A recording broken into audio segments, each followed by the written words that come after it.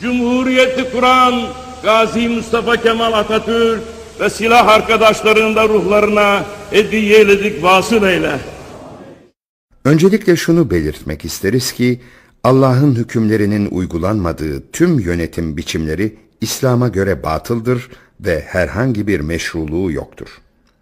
Zaten Allah indirmiş olduğu hükümlerle hükmetmeyenlerin kafirler olduklarını Kur'an'da bildirmiştir. Bu böyleyken Allah'ın hükümleriyle hükmedilmeyen rejimler nasıl en iyi yönetim şekli olabilir?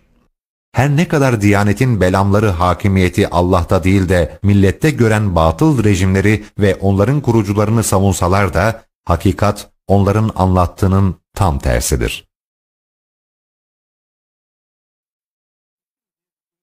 Namaz kıldırma memurları sanki laik devlet Allah'ın hükümlerini uygulayan bir İslam devletiymiş gibi onu savunmaktadırlar. Türkiye düşünce Gazze düşer, Kahire düşer, Hama düşer, Arakan düşer. Yüz binlerce Suriyeli mülteci kardeşiniz sabah akşam sizin çorbanızı içen kardeşleriniz düşer. Devletimizi ve milletimizi her türlü tehlikelere karşı koru. Devletimizi ve milletimizi her türlü tehlikelere koru. Devletimizi ve milletimizi her türlü tehlikelerden koru. Devletimizi ve milletimizi her türlü tehlikelere karşı koru. Devletimizin bekasını sarsacak her türlü dahili ve harici fitnelerden bizleri halas eyle Allah'ım. Devlet adamlarımızı ve idarecilerimizi hayırlı işlerinde muvaffak eyle. Devletimizi payidar, milletimizi bahtiyar eyle. Ya Erhamer Rahimin, kutsal değerlerimizin bekçiliği görevini ifa eden kahraman askerlerimizi meleklerinle ve sekinetinle teyit eyle. Moral gücü yağdır. Devlet adamlarımızı, ülke ve milletimiz için hayırlı hizmetlere muvaffak eyle. Laik Diyanet'in memurlarının Allah'ın hükümlerini tanımayan, onlara en ufak bir değer vermeyen, dolayısıyla onları uygulamayan laik devlete ve yöneticilerine ve onların bekçilerine nasıl hiç utanmadan dualar ettiklerini gördünüz. Aldıkları maaşın karşılığı da bu olsa gerek. Yani İslam'a ihanet.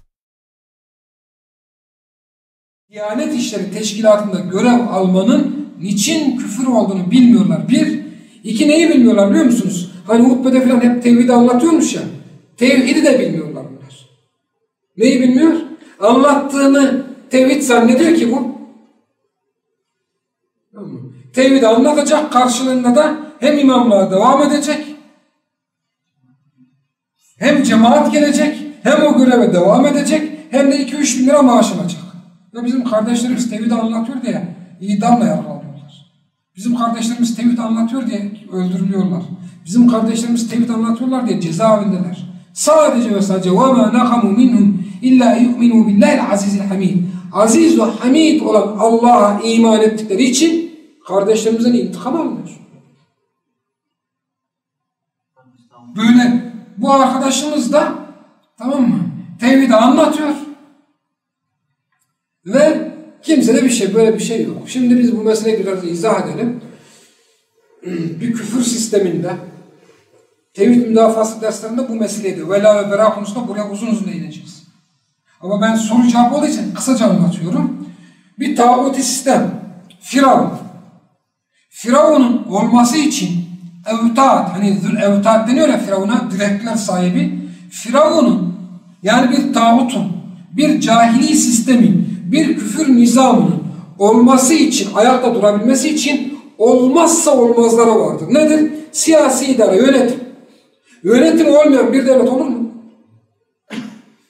Olmaz ki. Yönetim olmayan nesi olmaz? Bir asker, askeri ve polis olmayan bir devlet olur mu? Olmaz. Bunlar devlet dediğimiz şey zaten bunlardır.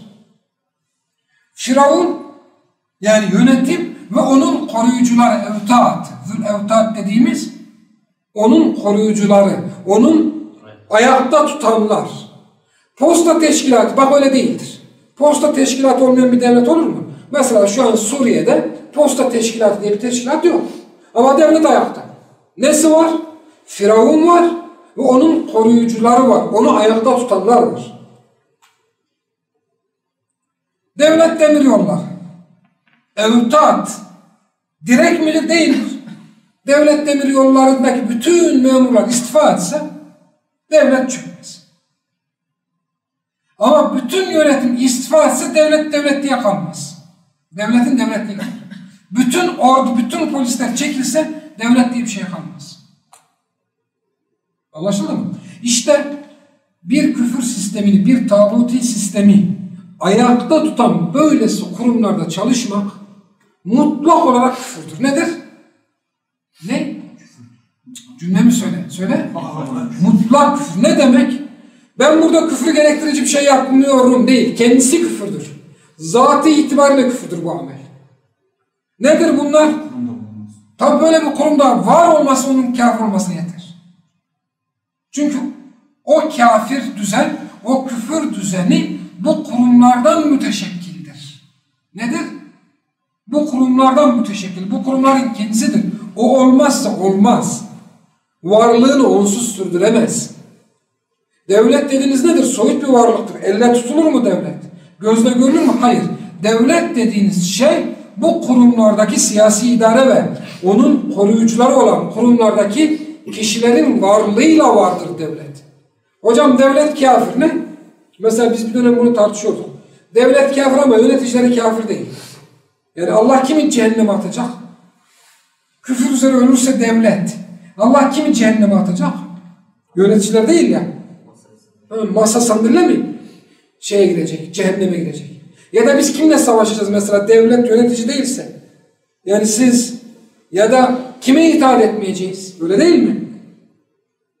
Devlet dediğiniz şey, küfür düzeni dediğiniz şey sizin, cahiliye düzeni dediğiniz şey, o düzenin yöneticileri ve onun koruyucularıdır, destekleyicileridir. Onu destekleyici demeyelim de, destekleyici biraz şey, ayakta tutan temel direkleridir. Ayaklar yani, saç ayaklarıdır.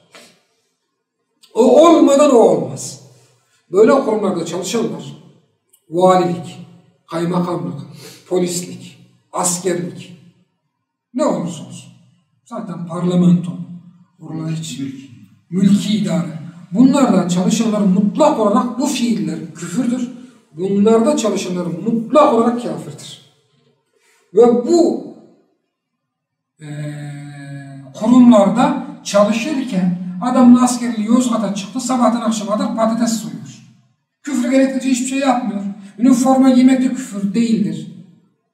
Yok. Bu kurumlarda, bu kurumlar askeriye kimlerden oluşur? Askerlerden. Askeriye nedir? O küfür düzenin bizzat koruyucusudur. Anlaşıldı değil mi? Biz Türkiye'de Diyanet İşleri Teşkilatı'nı bu küfür düzeninin ayakta durması için en güçlü saç ayağı kabul ediyoruz. Emin olun bak, emin olun. 15 Temmuz darbesinde, bu FETÖ'cülerin darbesinde ordunun karşısına kim çıktı? İmamlar çıktı selam okuyarak. Tamam. Bakın askerler darbe yapmayı beceremez ama imamlar istesinler, darbe yapmayı istesinler, bir gecede bitirirler. Çünkü bu toplum bunların peşinden gelir. Bu Türkiye Cumhuriyeti'nin, bu küfür düzeninin ayakta durmasının tek bir sebebi Diyanet İşleri Teşkilatı'dır. Tek bir de mi? En önemli sebebi Diyanet İşleri Teşkilatı'dır. Ve Diyanet İşleri Teşkilatı siyasi idareden dahi çok daha güçlü, çok daha kuvvetlidir. Siyasi idare çoğu zaman halkın genelini yönlendiremez ama Diyanet İşleri Teşkilatı Türkiye'de halkın birçoğunu yani %60'ını, %70'ini çok rahat yönlendirebilir. Bugün siyasi idarenin çıkardığı bir İslam'a muhalif kanuna bütün imamlar, bütün müftüler, bütün vaizler bu kesinlikle haramdır, buna itaat edilmez. Böyle bir fetva versin, camilerde böyle hutbe versin. Siyasi idare mecbur onu ne yapmak zorunda kalır? Çekmek. Bu son söylediğim vakayla ilgilidir. Nedir? Vakayla ilgili. Bizim vakamızda Diyanet İşleri Teşkilatı tağuti düzeni ayakta tutan, onun en güçlü saç ayağıdır. Hatta polisten, askerden, ordudan daha güçlü bir saç ayağıdır. Bundan dolayı böyle bir kurumda var olmak kendisi küfürdür.